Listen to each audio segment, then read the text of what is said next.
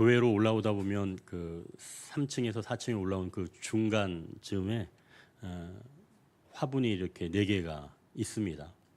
그 중에 정면을 봐서 왼쪽에 있는 그 2개의 화분, 그 2그루는 사실 올 봄까지만 해도 가지의 잎이 하나도 없었고 꼭 죽을 것만 같았습니다. 왜 그 기르던 나무가 시들해지면 내 인생이 그런 것 같고 또 내가 잘못해서 그런 것 같고 좀 그렇죠.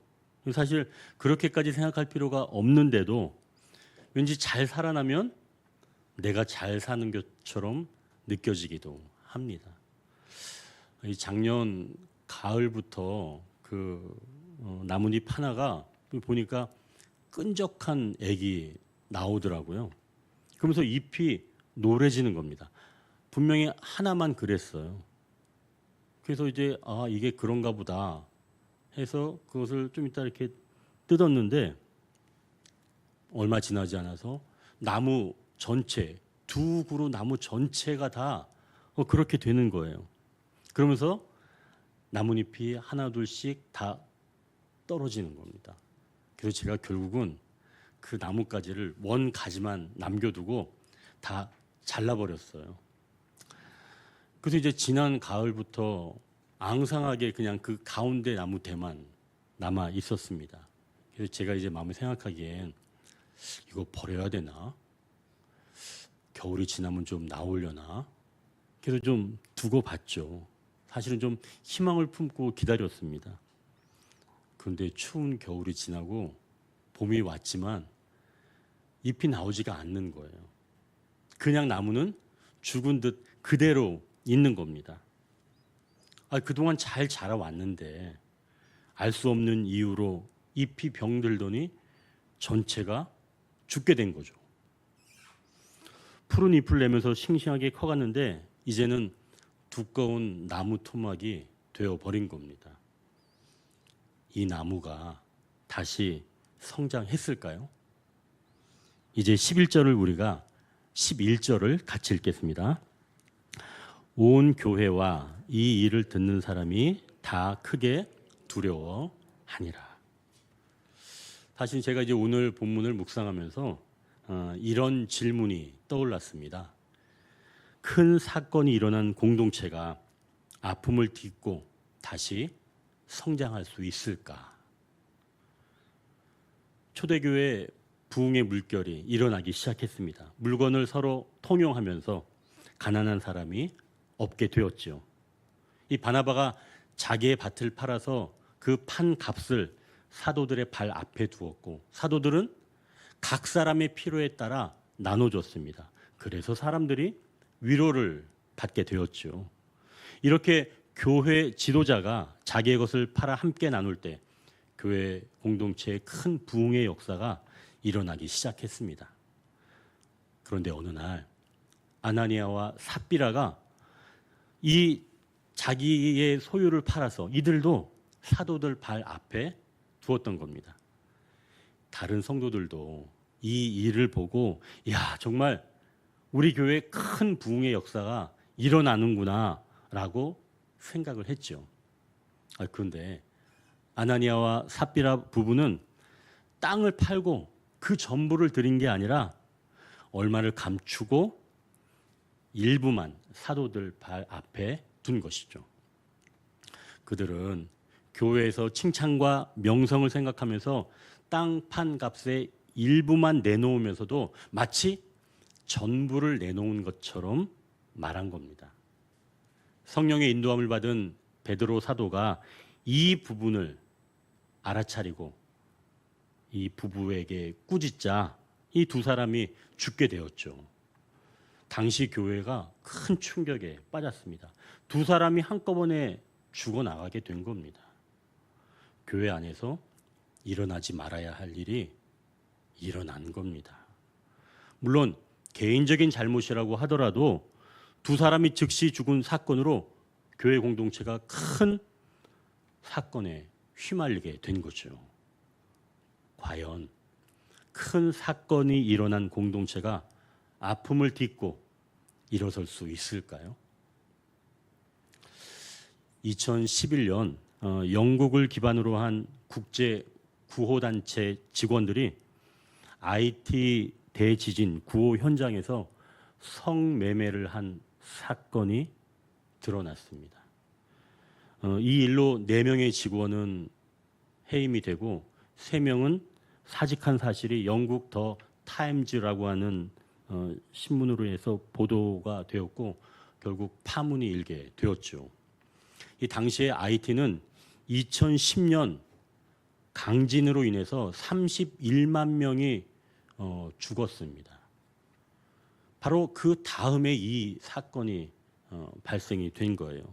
그래서 이 단체는 사건을 자체 조사하고 특히 수사당국 그리고 후원자들에게도 이 사건을 알리지 않고 당시 해임된 사람들이 다른 구호단체에 재취업할 때도 이 내용을 알리지 않았다는 은폐 의혹까지 받게 되었습니다. 결국 이 일로 이 단체는 존폐 위기까지 가게 되었죠. 영국 정부는 이 단체가 내부 개혁에 착수하기 전까지 이제는 정부 지원을 못하겠다라고 그렇게 조치를 했습니다. 이 단체는 사실 영국 정부로부터 480억 원을 지원을 받았고 전년도에는 EU로부터 325억 이상을 지원받았는데 이 EU도 그러니까 유럽연합도 지원을 중단하게 되었죠. 재원을 거의 기부금에 의존하는 단체로서는 이런 문제가 새 나갈 때 정부 보조금이나 개인 후원금이 끊길까 봐 쉬쉬합니다. 또한 원조를 받는 나라에서도 국제 구호가 줄어들까 봐 이 문제를 공론화하기를 꺼려하지요.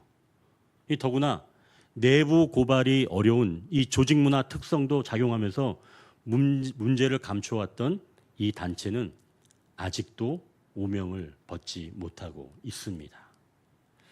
겉으로는 인류를 구원하는 고귀한 사명을 수행하는 것처럼 보였지만 그 내부에서는 상한 원재료와 같은 개인의 추악한 비리가 진행되고 있었죠.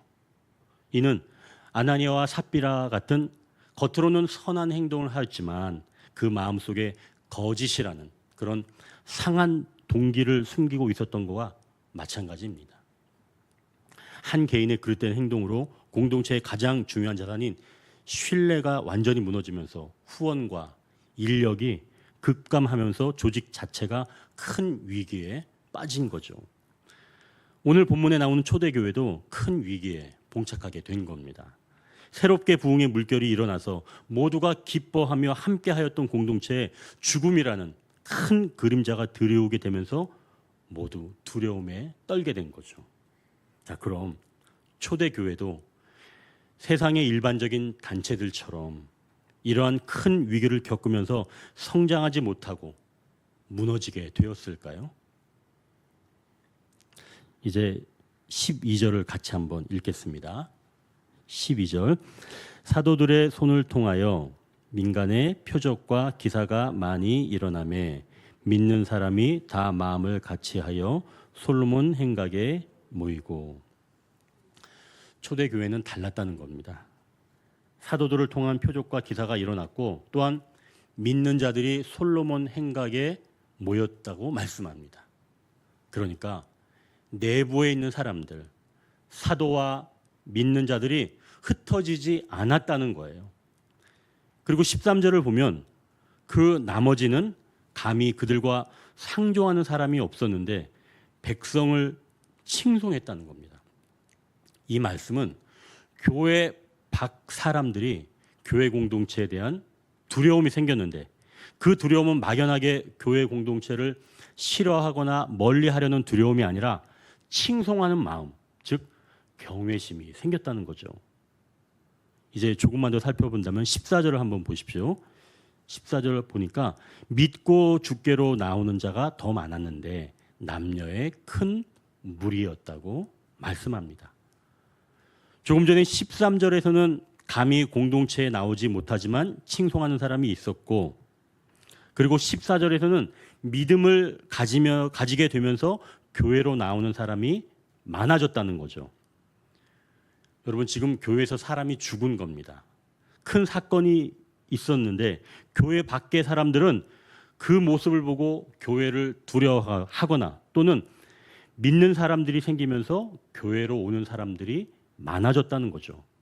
전혀 뜻밖의 결과가 일어나게 되었다는 겁니다.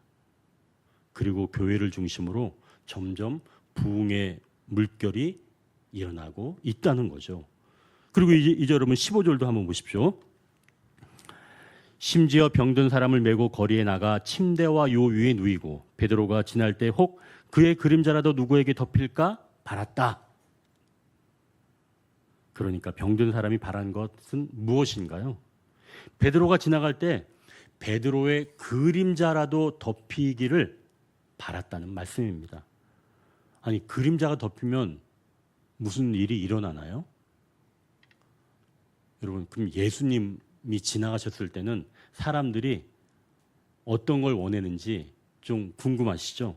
마가복음 5장 21절에 예수님이 지나갈 때 사람들이 무엇을 원했는지 나오는데요. 마가복음 5장 21절부터는 회당장 야이로의 이야기가 나옵니다. 여기서 예수님이 지나가실 때 회당장인 야이로가 예수님 발 앞에 엎드려서 자기의 어린 딸을 구해달라고 말합니다. 그리고 이렇게 말하지요. 오셔서 그 위에 손을 얹으사 그로 구원을 받아 살게 하소서. 그러니까 이 아버지는 자기 딸 아픈 딸 위에 얹어서 손을 얹어서 기도해 주시면 제 딸이 낫겠습니다. 이 회당장이 예수님에게 이렇게 이야기를 한 겁니다.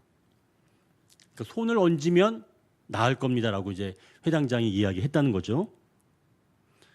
그 이야기를 듣고 예수님께서 이제 회당장 집에 가는데 그때 12년 동안 계속 피가 나는 혈루증을 앓는 그런 여인이 그동안 많은 의사를 찾아가서 재산을 다 허비하면서도 고치려고 애를 썼지만 고치지 못하였고 결국 예수님의 소문을 듣고 예수님이 지나가시는 그 무리 가운데 들어갔습니다. 그리고 이 여인이 이렇게 말하는 거예요. 내가 그의 옷에만 손을 대어도 구원을 받으리라 생각함 일러라. 12의 혈루증을 앓는 이 여인이 모든 재산을 다 허비하고도 이제 고치지 못하여 소망이 없이 살고 있었는데 예수님의 소문을 들어보니까 나는 예수님의 옷자락에 손만 대어도 낫겠다. 이렇게 여인이 말한 겁니다. 그리고 예수님의 옷자락에 손을 대었더니 진짜 낫게 된 거예요. 자, 그럼 이제 이 혈루증 앓는 여인은 예수님의 옷자락에 손을 대서 낫게 된 거예요. 자, 그럼 오늘 본문 15절을 이제 우리가 다시 한번 같이 한번 읽겠습니다. 심지어 병든 사람을 메고 거리에 나가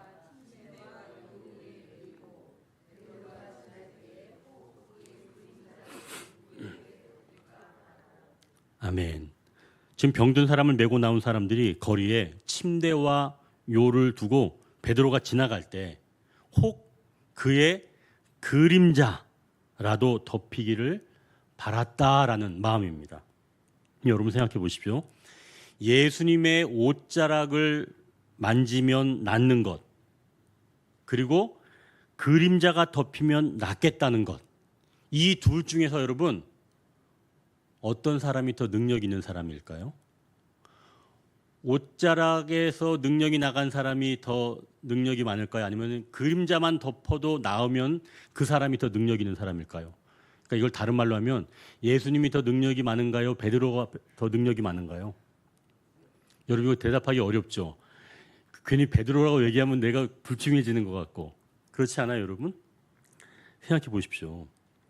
그 사람에게 멀리 떨어져 있는데도 능력이 나간 게 더 능력이 있는 거예요. 그러면서 지금 누가 더 능력이 있다는 거예요? 베드로가 더 능력이 있다는 거예요. 여러분 제가 지금 이단이에요?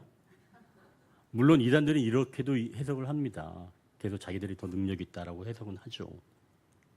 자, 그럼 여기서 본다면 더 능력 있는 것은 그 사람에 가까운 옷자락이 아니라 그 사람에게 더 멀리 떨어져 있는 그림자로도 낫게 된다면 그게 더 능력이 있는 겁니다. 결국 베드로가 주님보다 더 위대한 일을, 더 큰 일을 했다는 거예요. 근데 이게 이상한 게 아닌 거예요. 주님께서 직접 이렇게 말씀하셨어요. 요한복음 14장 12절에 이렇게 말씀합니다. 내가 진실로 진실로 너에게 이르노니 나를 믿는 자는 내가 하는 일을 그도 할 것이요 또한 그보다 더 큰 일도 하리니 이는 내가 아버지께로 감이라. 예수님께서 제자들에게 고별 설교를 하실 때 제자들이 슬퍼하고 불안해하니까 그때 예수님이 위로하고 용기를 주시려고 이 말씀을 하신 겁니다. 빈말이 아니라 진정으로 너희들이 더 큰 일도 하게 될 거야 라고 예수님께서 직접 말씀해 주신 거예요. 여러분, 예수님의 이 말씀을 신뢰하시고 더 큰 일을 감당하시는 저와 여러분 되시길 주님의 이름으로 축원합니다. 아니, 목사님, 그건 사도들 이야기죠. 어떻게 그게 우리의 이야기가 되겠어요? 네, 여러분, 사도행전은 예수님을 믿고 난 다음의 삶을 이야기하는 겁니다. 그러니까 예수님을 내 마음에 영접하면 예수님보다 더 큰 일도 해낼 수 있음을 이 사도행전이 보여주는 중요한 표징이에요. 그러니 예수님을 믿는 우리는 얼마든지 우리 가운데서도 이런 일들이 일어날 수가 있다는 거죠. 아멘이죠?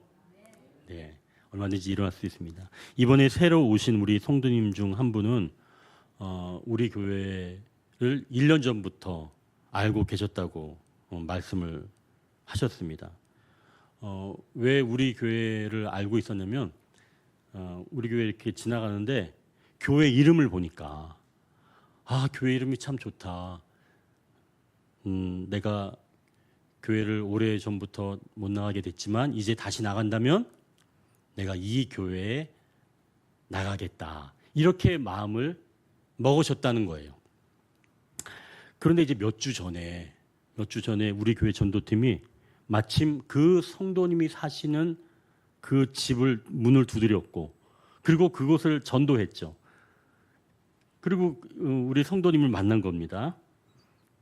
근데 이제 그때 이 성도님이 저는 그 교회 알아요 라고 얘기하니까 우리 전도팀도 깜짝 놀랐죠. 아니, 우리 같이 조그만 교회를 어떻게 아시나요? 그러니까 지나다니면서 항상 봐왔는데 마음에 품고 있었어요. 이런 이야기를 하셨다는 거예요. 그래서 그분이 오신 겁니다. 근데 저는 그분이 오셔서 한 말을 제가 잊을 수가 없어요. 그분이 좀 오래된 질병이 있었는데 이 교회만 나오면 다 나을 것 같다 라고 하는 마음이 생겼다는 거예요. 그래서 올라올 때마다 난 이제 다 나을 거다 라고 하는 마음이 든다는 겁니다. 그냥 교회로 올라오면 병이 낫는 거예요. 베드로는 그림자라도 덮여야 되는데 우리 교회는 그림자도 필요 없는 거예요. 그냥 올라오면 된다는 거예요. 여러분 믿으시죠? 그림자도 필요 없어요. 그냥 오면 되는 거예요. 저를 만나서 그림자 밟을 일도 없고 그냥 올라오면 낫는다는 거죠. 나를 믿는 자는 내가 하는 일을 그도 할 것이요 또한 그보다 더 큰 일도 하리니. 얼마나 놀라운 역사인가요? 교회는 큰 위기 가운데서도 이렇게 놀라운 부흥을 이루어갈 수 있다는 말씀이지요. 이제 16절을 우리가 같이 읽겠습니다. 16절. 예루살렘 부근에 수많은 사람들도 모여 병든 사람과 더러운 귀신에게 괴로움을 받는 사람을 데리고 와서 다 나음을 얻으니라. 아멘. 예루살렘은 거룩한 도시입니다. 그리고 하나님의 전이 있고 또 하나님께 예배하는 바로 그러한 장소이지요. 그런데 지금 예루살렘 부근에 수많은 사람이 몰려왔는데 더러운 귀신에게 괴로움 받는 사람이 많았다는 겁니다. 그동안 창피하고 억눌려 있어서 드러내지 못하고 쉬쉬하며 숨기며 살아왔는데 이제는 감춰왔던 것들을 밖으로 드러내게 되었고 마침내 와서 다 나음을 받았다고 말씀합니다. 엄청난 부흥이 일어난 겁니다. 자, 그래서 이것을 정리해 본다면 큰 사건이 일어난 공동체가 아픔을 딛고 다시 성장할 수 있을까라는 질문에 교회는 성장할 수 있다라고 하는 것이죠. 자, 이제 궁금한 게 있습니다. 큰 사건을 당한 공동체가 역설적으로 어떻게 성장이 가능했는지, 도대체 어떤 이유가 있었을까요? 교회는 무조건 다 아픔을 딛고 일어설까요? 이제 우리가 12절을 다시 한번 보십시오. 거기 보니까 사도들의 손을 통하여 민간의 표적과 기사가 많이 일어나매 믿는 사람이 다 마음을 같이하여 솔로몬 행각에 모이고. 여기서 우리가 두 가지 사실을 알 수가 있습니다. 먼저 사도들을 보십시오. 사도들은 민간의 표적과 기사를 일으켰다고 말씀합니다.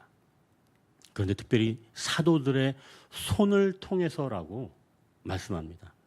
사도들이 아나니아와 삽비라의 그 죽음에도 위축되지 않고 민간에 나아가 성령님의 임재를 통해 완성된 구원의 복음을 멈추지 않고 전하게 되었다는 거예요. 그러니까 위축되지 않고 자기 일들을 묵묵하게 감당해 내었다는 거죠. 또한 믿는 사람들이 지금 솔로몬 행각에 모였다고 말씀합니다. 모이기를 힘썼다는 거예요. 이걸 다른 말로 사도와 성도들은 각자의 자리를 지켰다는 거죠. 즉 자기 일을 계속 감당했다는 겁니다. 큰 사건을 당한 공동체가 역설적으로 어떻게 성장이 가능했는지 여기에 이유가 있다는 겁니다. 먼저 그 이유는 어떤 사건이 있어도 각자의 자리를 지키는 것입니다. 느헤미야에서도 이와 같은 이야기가 나오는데요. 바벨론 포로에서 일부 백성들이 이스라엘로 돌아옵니다. 근데 돌아왔는데 성벽이 다 허물어져 있었던 거예요. 그리고 방치되어 있었습니다. 이건 백성들의 수치자 또 위협에 취약한 그런 상태이죠. 백성들은 그래서 절망과 무기력에 빠졌고 지도자들은 무관심했습니다. 이때 느헤미야가 총독으로 부임하면서 무너진 성벽을 재건하기 시작했습니다. 그리고 백성들에게 대단한 것을 요구한 게 아니에요. 느헤미야가 백성들에게 어떤 것을 맡겼는지 느헤미야 3장 28절 30절인데요. 여러분 한번 찾아보실까요? 구약성경 730면에 있습니다. 느헤미야 3장 28절 30절입니다. 제가 느헤미야 3장 28절을 읽고 한 절씩 교독합니다. 마문 위로부터는 제사장들이 각각 자기 집과 마주대한 부분을 중수하였고.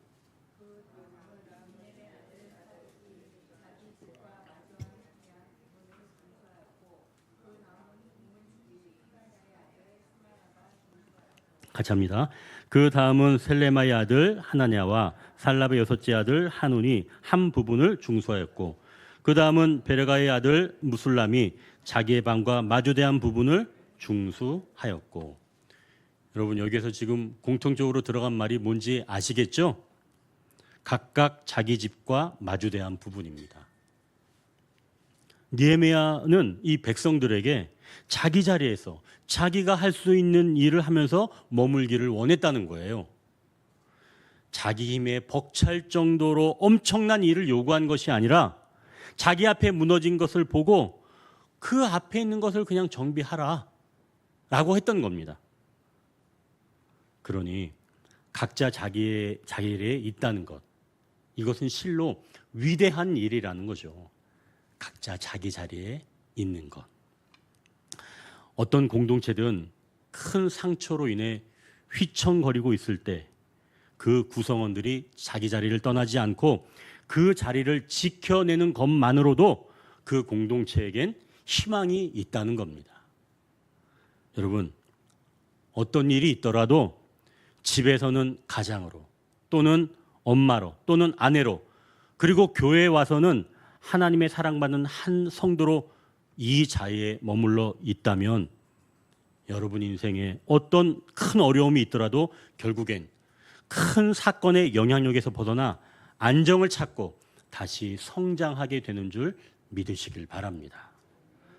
물론 그 과정에는 여러분 어려움도 없지 않아 있습니다.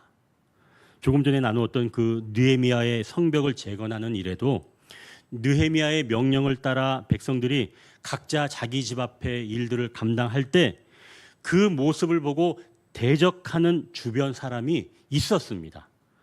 그 사람들이 어떻게 말하는지 느헤미야 4장 1절에서 3절도 한번 좀 보십시오. 느헤미야 4장 1절에서 3절입니다. 제가 1절 읽겠습니다.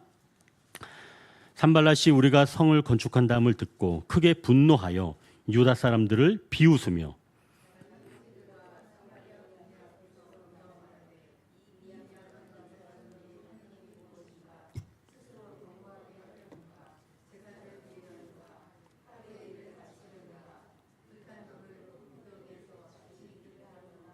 같이 합니다. 암몬 사람 도비아는 곁에 있다가 이르되 그들이 건축하는 돌 성벽은 여호가 올라가도 곧 무너지리라 하더라.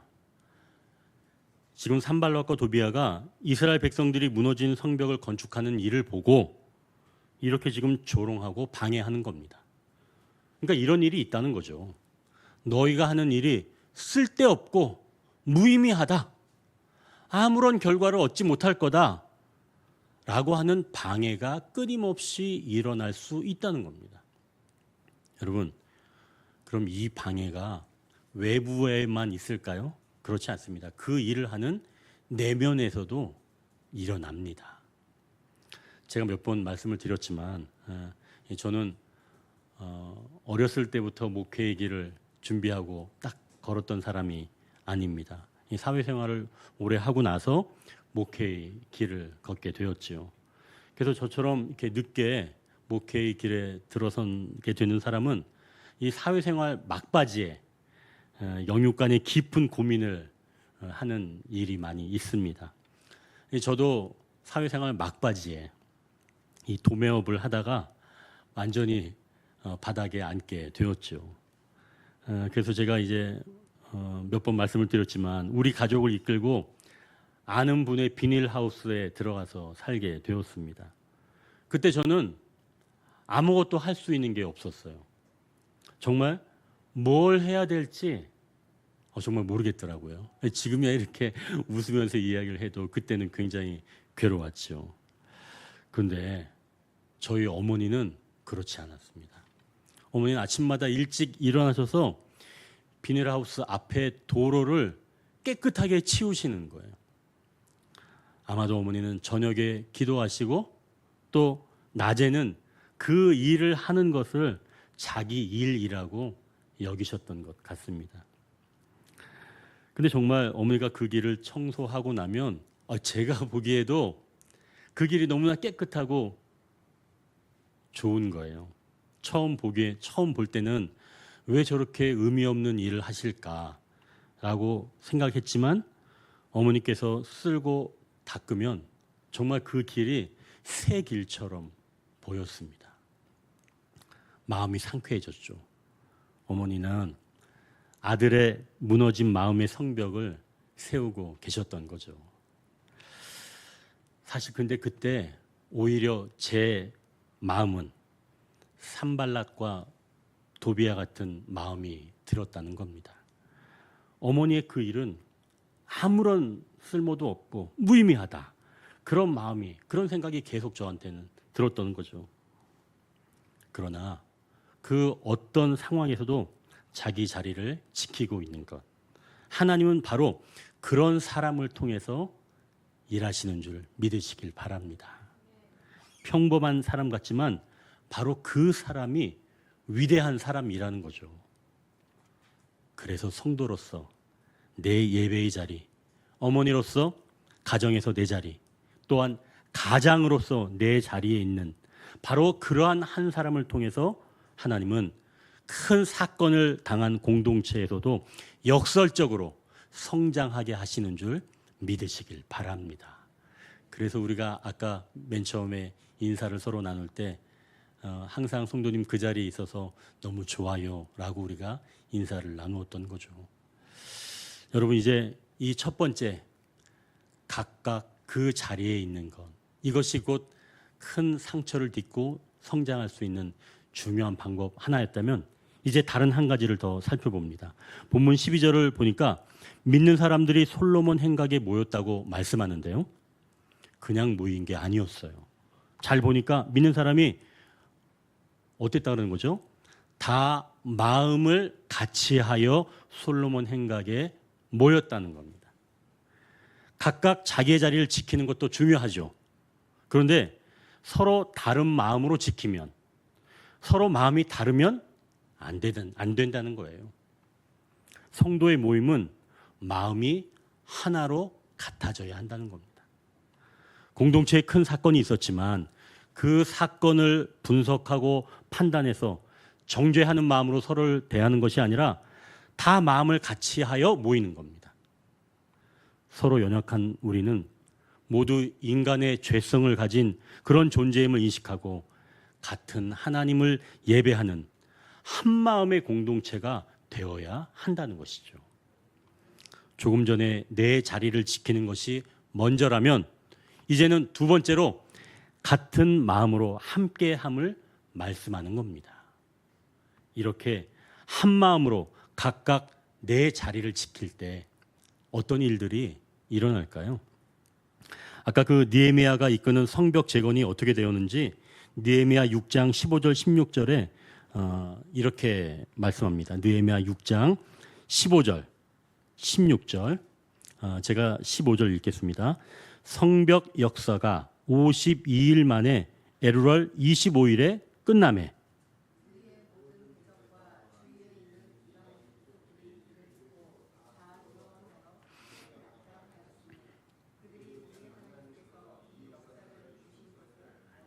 아멘. 무너진 예루살렘 성벽을 느헤미야를 비롯한 이 백성들이 자기 자리를 떠나지 않고 자기 앞에 주어진 일을 한 마음 한 뜻으로 맡았을 때, 감당했을 때 며칠 만에 이 성벽을 쌓았다는 거예요? 52일 만에 이 성벽이 재건되었다는 겁니다. 이 사람들이 처음부터 야 우리 며칠 만에 끝내자 이렇게 시작한 게 아니에요. 그냥 각자 자기 자리를 벗어나지 않고 그 자리에서 자기 일을 묵묵히 감당하고 또 그러면서도 한 마음으로 함께 예배하면서 감당할 때 그 일은 온전하고도 신속하게 회복되는 줄 믿으시길 바랍니다. 이제 우리 삶을 뒤돌아봅니다. 언제 우리가 각자의 자리를 더 굳건하게 지켜야 할까요? 공동체에 위기가 닥칠 때입니다. 공동체에 답답한 일이 생겼을 때 우리는 각자의 자리를 살피며 그 자리를 지켜야 합니다. 또한 개인의 삶이 흔들릴 때도 각자의 자리를 더 굳건하게 지켜야 합니다. 세상이 혼탁할 때도 마찬가지죠. 각자 자기를 지켜온 일은 작은 일 같지만 실로 위대한 일입니다. 그 일을 통해 아픔을 넘어 다시 세워지는 공동체가 되는 줄 믿으시길 바랍니다. 하나님께 충성은 내 앞에 주어진 나의 자그마한 일을 감당하는 것입니다. 더 범위를 넓혀서 더 대단하게 해야 할 것 같은데 실상은 내 앞에 보인 일을 감당하는 게 너무나 중요하다는 거죠. 너무나 중요해서 나의 이런 일 또는 이 역할을 못하게 만드는 것이 있습니다. 악한 것들은 산발락과 도비아처럼 우리의 일이 시시하게 여겨지도록 만드는 거예요. 각자 자리를 지키는 게 아무런 도움이 되지 않을 거다라고 하는 그런 마음을 들게 한다는 거죠. 만약 그럴 때는 그 마음은 내 마음이 아닙니다. 악한 것들이 주는 마음이니까 그때는 선언하고 물리치십시오. 또한 한 마음으로 예배의 자리를 사모하라고 말씀합니다. 공동체 내에서 한 마음을 갖기가 쉽지가 않습니다. 서로 불편한 사람을 보면 공동체에서 벗어나고 싶은 마음들이 듭니다. 그러나 그때가 성령님께서 일하시기 가장 좋은 환경이라는 거예요. 여러분도 불편한 마음을 주님께 드려보고 싶으시죠? 그때 이렇게 한번 기도해 보십시오. 주님, 한 마음으로 예배의 자리를 사모하라고 하셨는데 한 마음이 되지 않습니다. 그래도 주님께서 한 마음이 되게 해주실 줄 믿습니다 라고 여러분 기도해 보십시오. 그러면 어느새 성령님께서 우리의 마음을 한 마음이 되게 하시는 줄 믿습니다. 저는 그런 경험 많이 해봤거든요.